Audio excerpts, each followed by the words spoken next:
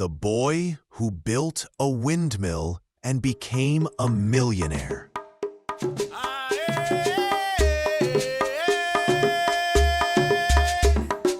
In a remote village in Malawi, one of the poorest corners of Africa, lived a boy named Amani. His house was made of mud with a straw roof. No electricity, no running water, no real school, just 5 grades and a chalkboard. Amani was 14, shorter than the other kids, but his eyes always searching. His father was a farmer, the only source of income.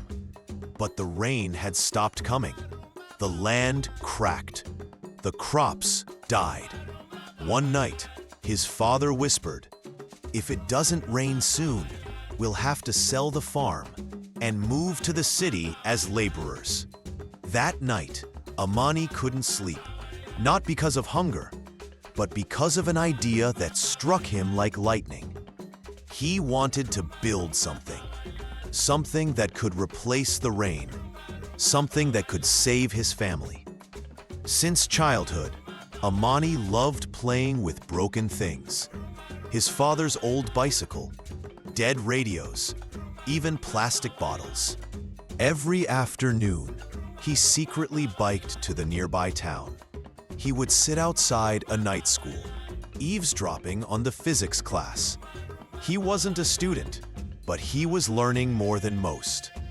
At home, by candlelight, he read torn books he found in garbage piles.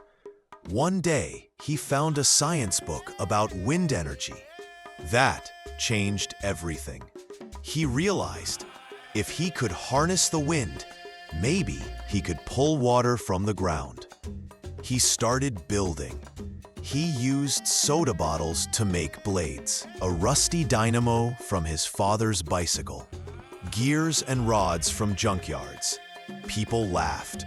"You think this toy will save the farm?" But one day, the windmill spun, and a single light bulb lit up their hut. The laughter stopped. Weeks later, Amani built a water pump powered by wind. Water flowed, the crops returned, and soon, neighbors came asking for help. Amani built more windmills for other farms, other villages. A school principal heard his story and called a journalist. And that changed everything. Amani was invited to a science fair in Nairobi. Then he received a full scholarship to MIT. At age 25, he founded a company building windmills for off-grid villages. A company now worth millions and saving lives across Africa.